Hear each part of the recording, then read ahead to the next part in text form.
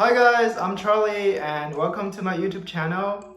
Today I'm going to show you a side project I did. It's called KDA. No, it's called K-pop Data Analysis. This is because I am also a K-pop fan.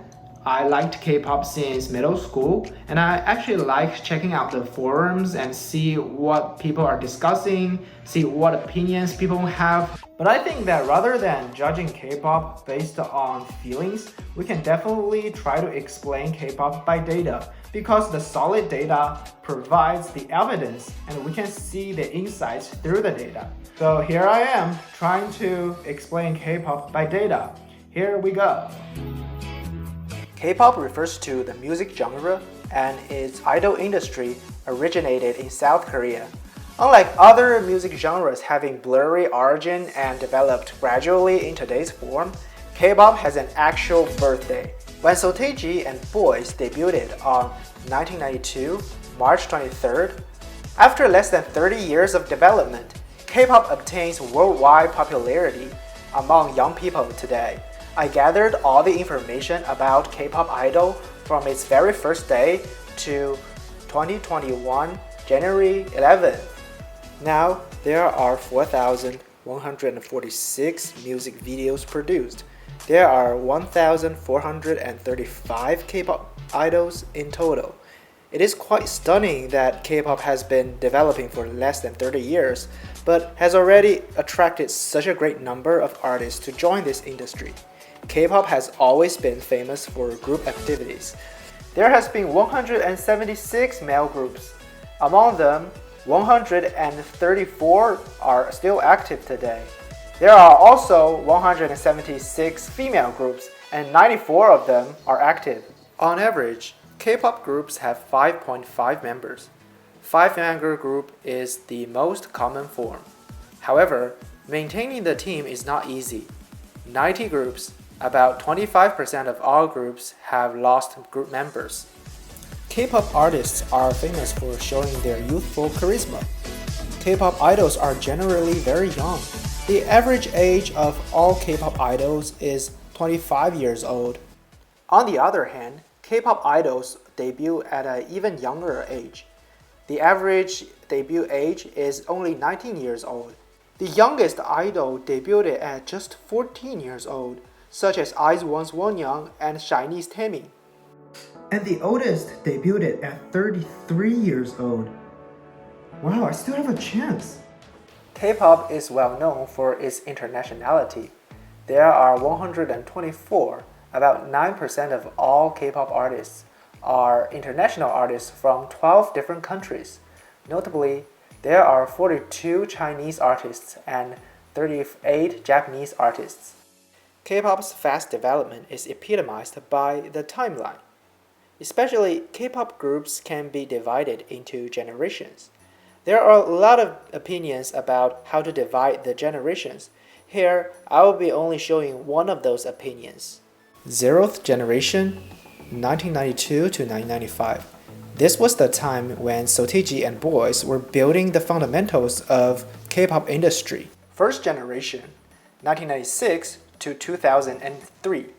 This was the time when the agency SM Entertainment trained their own artists and gathered them to form the first K-pop group, HOT, and kept managing their group activities. This kind of system was adopted by other agencies and became the major characteristics of K-pop industry.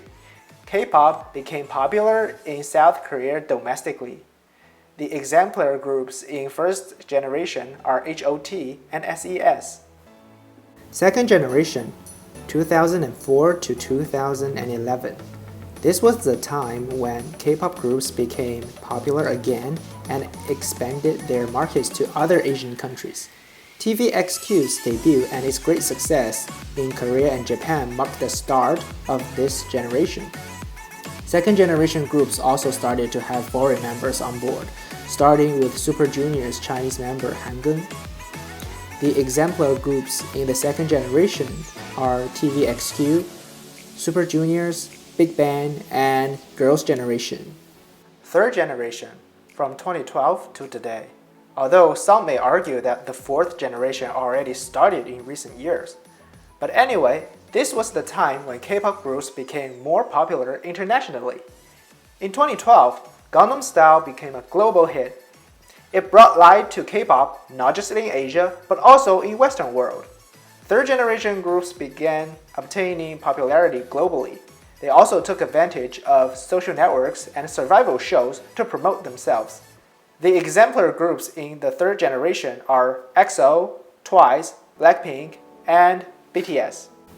In this bar plot of music video by year, we can see that from 1992 to 1995, there was only one or two songs each year because only Sotaeji and boys were singing those songs.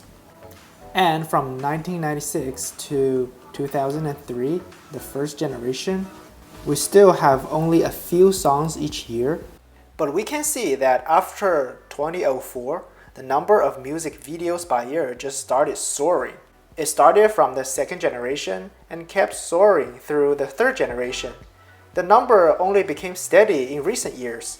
In this bar plot of group debuts by year, we can see that from 1996, there are several group debuts every year, but the number started decrease at 2000.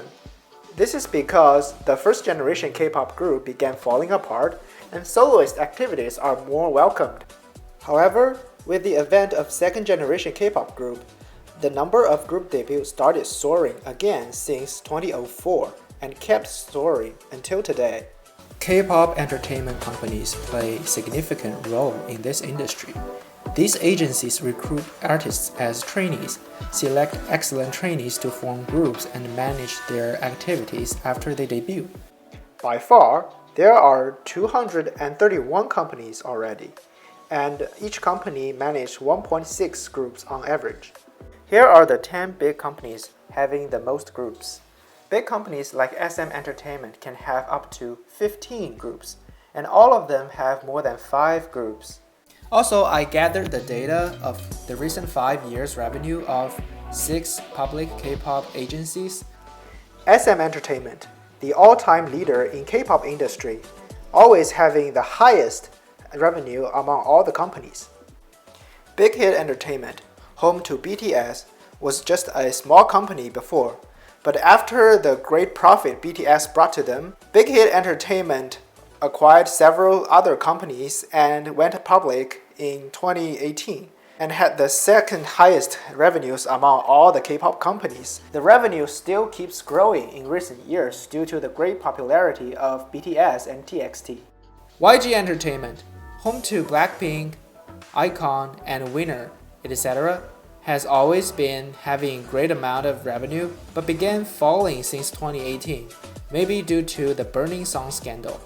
JYP, FNC, and Cube had comparatively lower revenues than the 3 companies mentioned above. They did not have significant change in their revenues. However, we can see that JYP's revenue kept growing steadily, probably because of the great success of TWICE, EG, and Stray Kids. K-pop's success largely depends on the devotion of their fans.